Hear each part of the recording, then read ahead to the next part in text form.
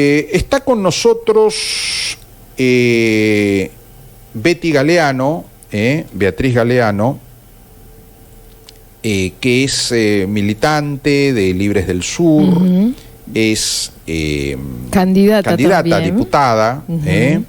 La saludamos. Beatriz, ¿cómo te va? Bienvenida a Sin Censura. Buen día, Beatriz. Muy buenos días, Gabriel, Guillermina.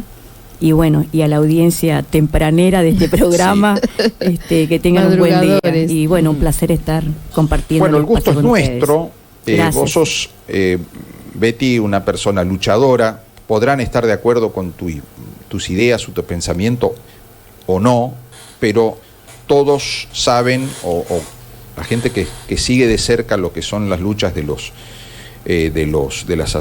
grupos comprometidos con los más vulnerables, ¿no? Vos has salido a reclamar por derechos de gente que no le alcanza para comer, a ver, para decirlo de una manera cruda, ¿no? Gente que no le alcanza para comer, que no sabe si mañana va a tener para que sus hijos coman, ¿no? Esas son situaciones muy extremas que hace que ese compromiso social, vos sos docente, sí. Sos una persona que siempre estuvo conectada, vinculada a los grupos que están reclamando por los derechos. Estamos hablando de derechos humanos, porque a ver, acá en Argentina tenemos la falsa idea errada de que los derechos humanos son solamente aquellos que protegen la vida y que no te torture o que no te haga desaparecer la policía. Esos son derechos humanos importantes, pero el derecho de comer o el derecho a la educación son derechos humanos básicos. El derecho a tener un hospital que te cure es un derecho humano básico, así que tu lucha es por los derechos humanos de los formoseños. Así es, Gabriel. Los derechos humanos esenciales, universales, tiene que ver con esto, ¿no? Con la salud, con la educación, con la alimentación, con el tener una vivienda digna, el derecho a la recreación, el derecho a tener salarios dignos, el derecho a trabajar en condiciones laborales dignas. Todo eso, digamos, abarca lo que son los derechos humanos y obviamente también lo que tiene que ver con el respeto a la vida, ¿no? Esto que nosotros siempre, cada 24 de marzo, se levanta el defensa del derecho a la vida, pero nosotros decimos los derechos de ayer, que tiene que ver con una historia nefasta de nuestro país, pero también están los derechos actuales, presentes, ¿no? Que cada vez que se vulneran, no podemos estar callados o hacernos a un costado, como vos bien lo decías. Es esencial que la ciudadanía en general empiece a ser parte y protagonista en la defensa y en la materialización de sus derechos. Betty, a ver, nosotros estamos hablando de jueces, estamos hablando de fiscales, estamos hablando de testigos, y hay gente que hoy no tiene para comer. Hay gente que trabaja de barrenderos, por ejemplo, de una cooperativa, y les dan 20.000 pesos como sueldo. Y vos decís, pará un poco, a ver, ¿cuánto vale el kilo de pan? ¿Cuánto vale el litro de leche? ¿Cuánto vale un kilo de carne, de pulpa o un osobuco, no sé, chupuchero? Vamos a lo más barato. ¿Cómo puede ser que nosotros estemos hablando de jueces y de fiscales y hay gente que no puede comer? Y no el 1%, no el 1%.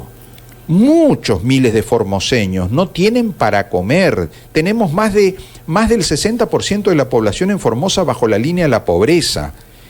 Entonces esa gente puede decir con justicia, che, ¿de qué están hablando ustedes?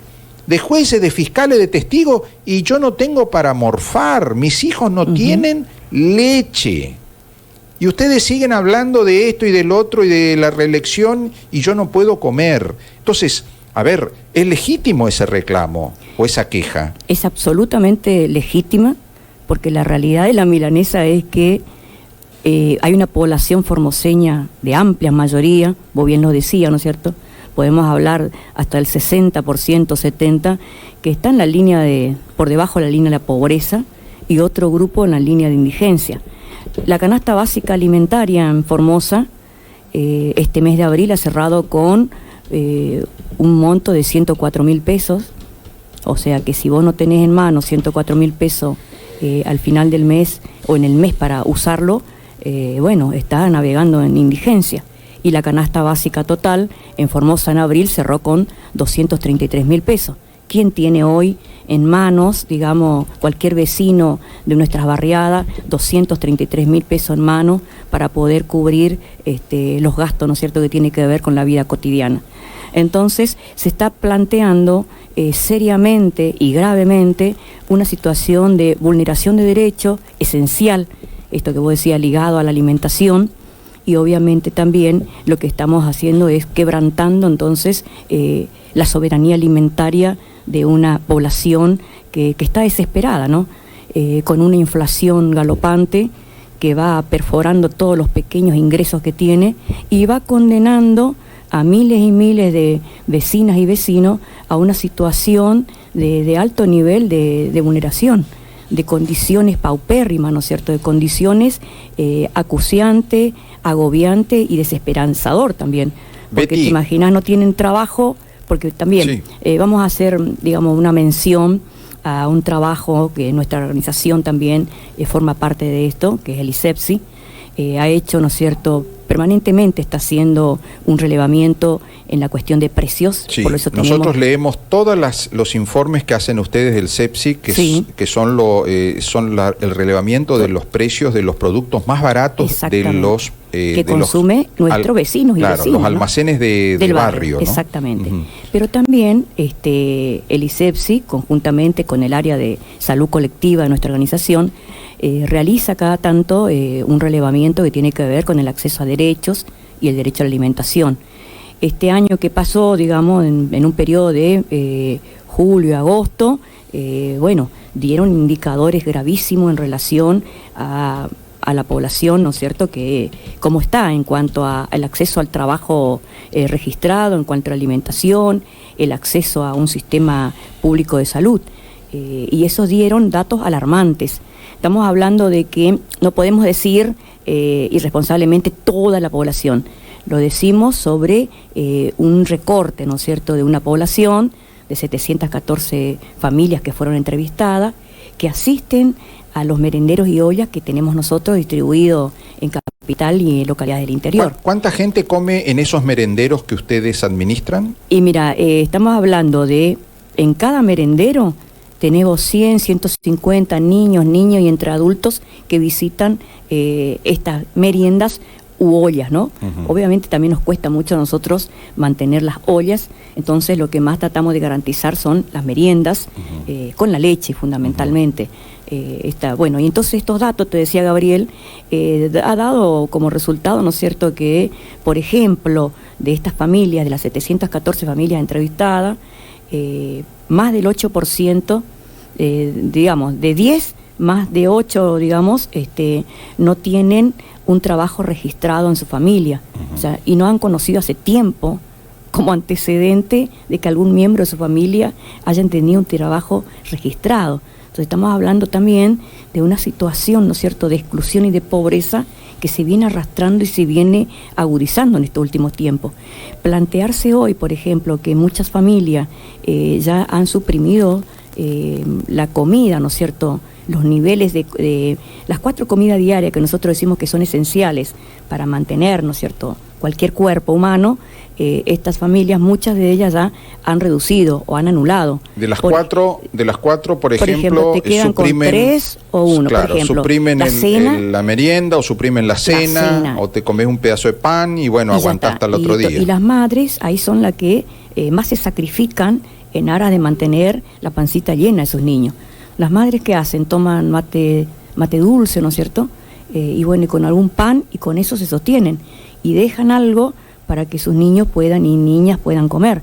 Entonces, si eso no estamos viendo, y bueno, no estamos asumiendo la realidad cruel y despiadada que está viviendo amplias mayorías en nuestra provincia y en el país también, obviamente. Pero son datos alarmantes, porque esto no queda acá simplemente como un hecho coyuntural de momento, de familias que no comen bien, que se reducen las cantidades, se reducen las calidades de los alimentos, obviamente. ¿Quién come, por ejemplo, hoy pescado? ¿Quién come pescado? ¿Quién va alternando pescado, pollo, carne en la semana? y eso se va prácticamente quedando a un grupo, si se quiere, privilegiado de la población. Betty, y otra cosa, Sí. a ver, si se hace un censo de estadística, esta persona que barre en la cooperativa va a aparecer como persona que tiene un trabajo, ¿no? Sí. Y si vos barrés en una cooperativa y te pagan 20.000 pesos, no es justo que digan que vos tenés un trabajo, porque eso no es un trabajo que te dé un sueldo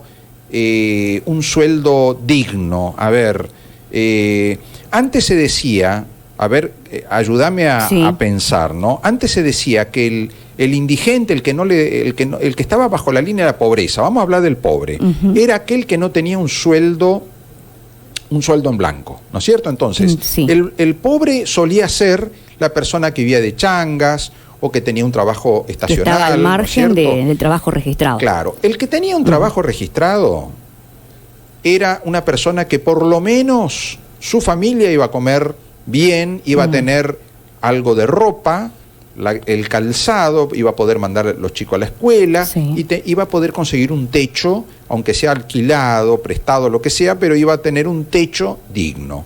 Bueno, esa era la persona que tenía suerte y conseguía un trabajo. Sí. Hoy, los que tienen trabajo, muchos de ellos, diría más de la mitad, están bajo la línea de la pobreza, son pobres a pesar de que tienen trabajo. Así es, el escenario, digamos, ha cambiado. Y en esto, obviamente, estos actores que vos decís, trabajadores asalariados, registrados, hoy navegan en pobreza, porque tienen salarios magros, salarios que ni siquiera, en muchísimos casos, ni siquiera alcanza a cubrir el costo de la canasta básica alimentaria. Entonces también esa situación se va profundizando.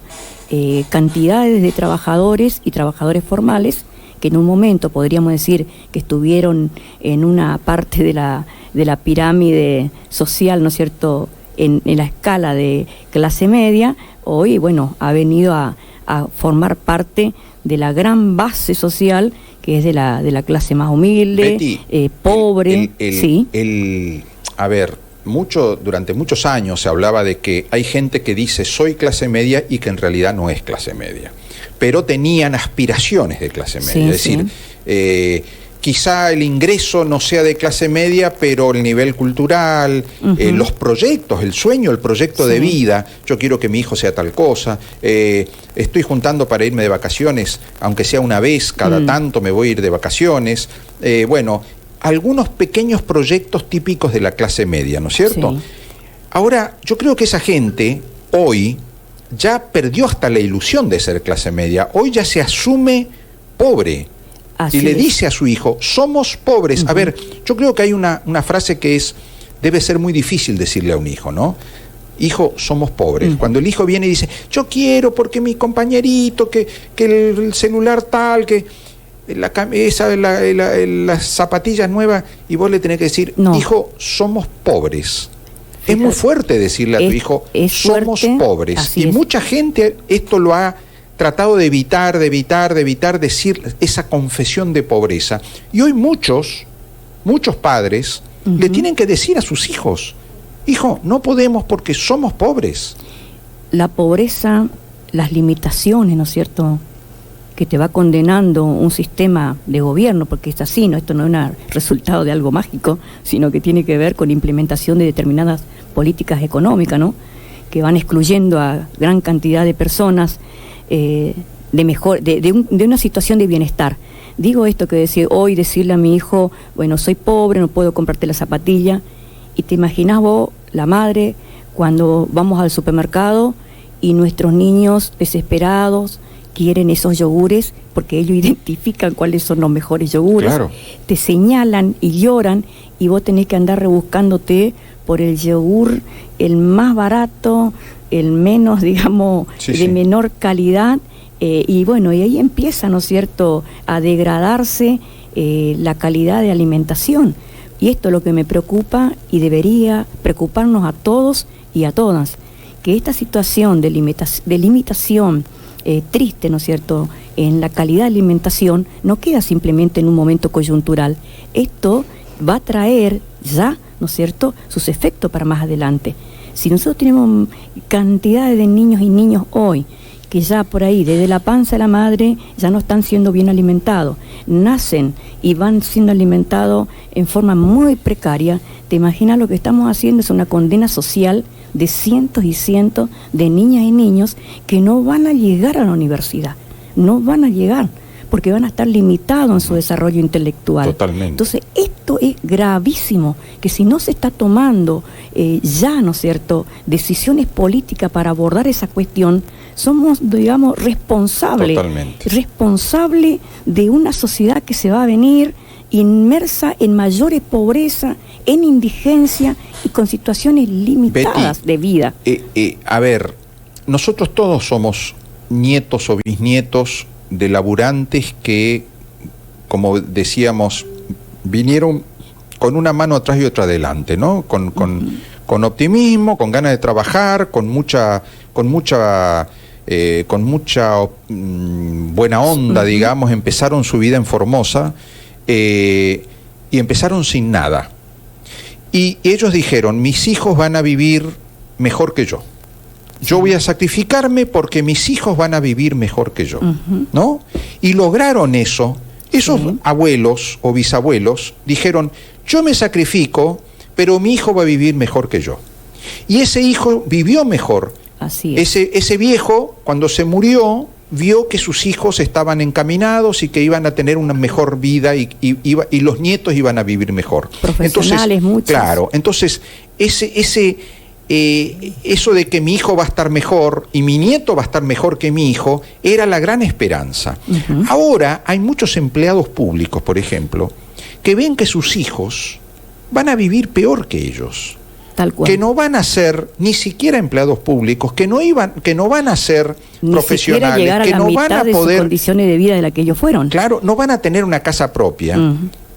Que ellos pudieron conseguir la casa propia, la construyeron o se la adjudicaron, lo que sea, y ahora ven que las nuevas generaciones van a vivir peor, y eso es lo más tremendo. Por eso hay muchos padres que le dicen, hijo, andate, no te quedes, andate de acá.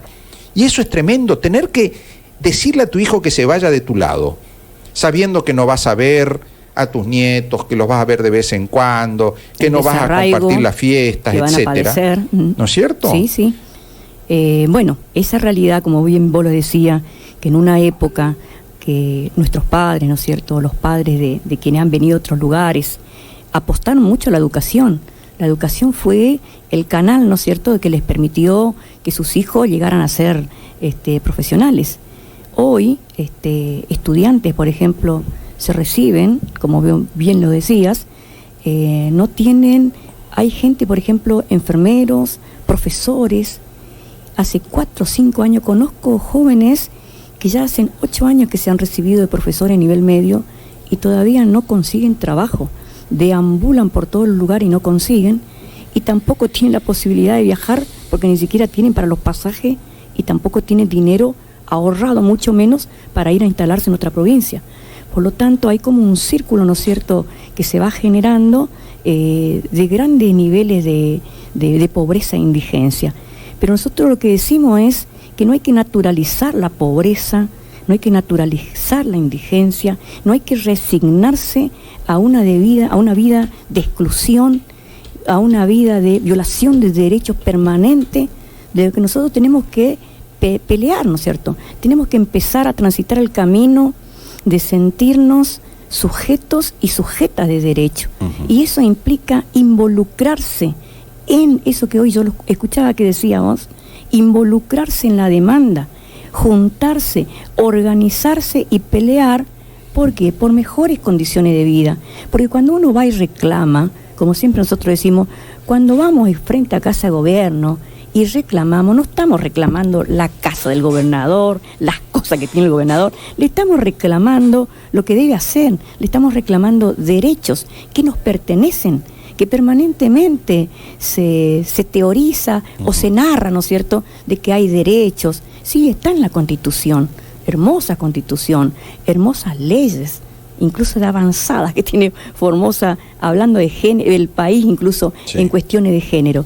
La cuestión es que cuando vos lo pasás, ¿no es cierto?, al sedazo de la vida real, cotidiana de la población, vemos que esos derechos no están, no existen. Entonces, ¿qué hacer? Bueno, no resignarse. En primer lugar, empezar a pelear, a organizarse. Y además de pelear, de demandar, de reclamar y de organizarse, hay que aprovechar momentos coyunturales que la Constitución misma te facilita como ciudadano, que cada 2 años nuestro país, nuestra provincia, los ciudadanos y las ciudadanas tienen la oportunidad de elegir y de ser elegidos. Totalmente. Y hablando de eso, se da, ¿sí? Beatriz, vos sos candidata a diputada. Sí. Acá hay varias personas que están en las redes dándote apoyo. Por ejemplo, Libres del Sur Ibarreta. Vamos, compañera Betty, Ibarreta presente. Marilina Rodas, Silvana Caballero, bueno, Telma Barreto, varias personas que están dándote apoyo, estímulo para que sigas adelante. Contame cómo es esta candidatura, con quién estás, cómo vas a participar en estas elecciones del 25 de junio. Bien, nosotros como partido hemos hecho una alianza, ¿no es cierto?, y formamos parte del Frente Amplio Formoseño en esta oportunidad. Y precisamente dentro de las líneas, ¿no es cierto?, estamos con el Partido Nuevo País, que lidera el doctor Adrián Bogado y Gabriela Neme. Entonces, perfecto. En esa línea, obviamente que hay lista, ¿no? Sí. Como todas, ¿no? En esta lista, en la candidatura a diputación, la tenemos en primer lugar a Mara Amarilla, que es joven también, bueno, profesional, ¿no es cierto? Y en segundo lugar, a Piñeiro. También, Piñeiro. Exactamente, un hombre, ¿no es cierto?, de reconocida trayectoria dentro del radicalismo. Y bueno, y en tercer lugar voy yo en representación del Movimiento Libre del Sur. Y después tenemos como candidata a la doctora Gabriela Neme. Sí, bueno, como intendenta, exactamente. Bueno, esa es la oferta, ¿no es cierto?, si se quiere, señor. Que vamos a dar a la población. Ya se está caminando los barrios, vamos dando a conocer, ¿no es cierto?, que existe una salida, una posibilidad, y que en esta la población también tiene que ver, ¿no es cierto?, que una de las alternativas somos nosotros, ¿no? Totalmente. Que venimos a plantear algo diferente. En esta línea, bueno, estamos nosotros con nuestro historial de lucha, ¿no es cierto?, claro. que bueno, ¿quién puede negar que confíe en nosotros? ¿Quién puede negar que Libres del Sur ha estado desde hace muchísimo tiempo peleando? Exactamente, o sea, insisto, podrán estar de acuerdo o no con tu pensamiento político, pero nadie te puede negar que has dado testimonio de lucha, ¿no? Estar ahí al lado de la gente que necesita. Y además, bueno, también como partido, digo, la confianza que debe depositar el votante es que desde Libre del Sur somos muy propositivos nosotros. No es que siempre nos hemos quedado en crítica. En la crítica y simplemente eso. No, permanentemente, ante cada crítica, hemos llevado propuestas concretas al gobierno nacional y provincial, como posibilidades de salida concreta, como posibilidades de un aporte que quiere hacer este partido, ¿no es cierto?, para poder lograr una salida y lograr caminar hacia el tan ansiado bienestar que nuestro pueblo merece. Así que se trata de eso, ¿no? Que confíen, que bueno, que hay toda una trayectoria, pero que bueno, que aquí con los compañeros que están en candidatos como Mara, como Piñeiro y como la candidata a intendenta Gabriela, bueno, también dan muestra, ¿no es cierto?, de su permanente lucha, reclamo, demandas, acompañamiento a los vecinos y las vecinas en situaciones muy delicadas. Entonces eso también tiene que dar la pauta, ¿no es cierto?, a la población, que esta es una posibilidad importante para aprovechar. Por eso digo que la población tiene que participar en la organización, en su demanda permanente, pero aprovechar estas instancias que nos ofrece la Constitución para poder elegir también algo diferente. Totalmente. Y dar una vuelta de tuerca a este gobierno, ¿no es cierto?, que viene ya más de 2 décadas en el poder, ¿no? Acá no se trata de una cuestión personal, siempre lo decimos, no es una cuestión personal cada vez que salimos a demandar o cada vez que cuestionamos algo. Acá lo que cuestionamos es el tipo de política que se administra y que se desarrolla y que beneficia solamente a un grupo reducido de la población, ¿sí? Porque es así, como que se va generando un grupo de élite privilegiada, que va, eso que decía vos, que va de viaje, que sus hijos tienen garantizado los niveles de educaciones superiores, que cuando terminan tienen los trabajos asegurados, que tienen casa, que tiene todo lo que tiene que ver cualquier sujeto de derecho o cualquier ser humano. Ahora, la amplia mayoría no estamos viviendo Totalmente. así. Tenemos nuestros hijos que no tienen trabajo, por ejemplo, que se han recibido y que no tienen trabajo. Tenemos nuestros hijos viviendo en nuestras casas, juntándonos todos ahí en el fondo, porque no tienen la posibilidad de tener una casa propia. Eso no puede pasar. Hay formas y formas de garantizar la vivienda, la casa propia. Hay formas, si se quiere. Bueno, hay tantos terrenos fiscales hoy, por ejemplo, que se podría bien hacer un relevamiento y, bueno, el loteo y dar a la población, no solamente a quienes son padres, a jóvenes, que familias, personas jóvenes que quieren tener su casa propia, su independencia, familia, ¿no? Y que es su derecho. Porque yo pregunto a los que están en el poder, ¿tienen casa? ¿No quieren tener casa? Siempre quieren tener casa. Y tienen muchas casas, algunos, porque evidentemente hay algo que tiene que ver con el ser humano, necesita un espacio para vivir. Seguro. Pero bueno, garanticemos el espacio de vivir en condiciones dignas para todos y todas. Siempre digo, nosotros queremos ser felices y esa felicidad hay que garantizarle a toda la población. Totalmente. Betty, te están escribiendo mucha gente de Palo Santo, Marisa Gutiérrez, Silvia González, Karina Cizuela, Nancy Guerrero, un montón de gente que está dándote apoyo, te está dando ánimo. Muchas gracias. Hay que seguir peleando, resistiendo, pero también hay que seguir militando y construyendo algo diferente. Y hay que seguir hablando con la población que no hay que naturalizar la pobreza, la indigencia y nunca resignarse. Nunca resignarse. El sol sale para todos. Totalmente. Y hay que luchar por eso. Gracias, Betty. Vamos seguramente a tener otros diálogos a lo largo de la campaña y te agradezco muchísimo tu presencia en la radio. Bueno, gracias por invitarme. No, por favor. Muchas gracias, Betty. Gracias, Beatriz Galeano, candidata a diputada por Libres del Sur, dentro de la boleta del Frente Amplio Formoseño, que la lleva a Gabriela Neme como intendente. Bien.